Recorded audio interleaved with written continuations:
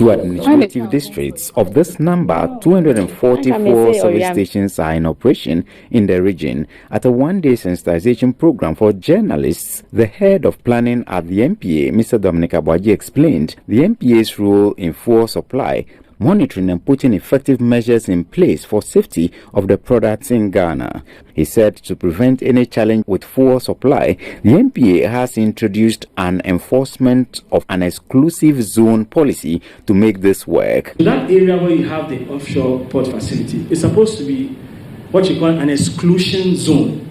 An exclusion zone in maritime terms simply means an area where certain activities are excluded by reason of the type or nature of the asset there, by reason of the kind of things that go on there. Because it's a petroleum product, it is flammable, it is a sensitive asset to Ghana's fuel security. Because if this asset is damaged, then we don't have fuel coming into Tama, which can be a major situation, a major problem in the country. Giving more details, Mr. Abwaji said to ensure availability of premium fuel to fisher folks, the MPA has also introduced a new model which has reduced the cost of the products for effective fishing. As part of our research, also to ensure that premiums get to the landing beaches or to the fisher folk in particular, because we also get reports that, yes, fuel is supplied and there are all sorts of things that happen at the landing beaches and so on and so forth.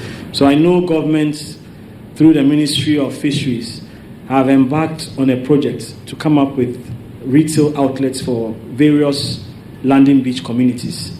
And so that is being rolled out, that is being done. I think that's an advanced stage. On the issue of permits and siting of fuel stations at unauthorized locations, the Central Regional Manager of the MPA, Mr. Michael Opoku, said the authority has measures in place to ensure that only those who meet the standards are given the permit. He said the authority also regularly embarks on rigorous checks on retail outlets to ensure that the law is respected. If you don't go through it, even coming for the permit, initially there are no objections, it will fail. Unless maybe somebody built a station without our knowledge or we not knowing. But even when we see that, if we get wind of it, we go there, we close the station down for unauthorized construction.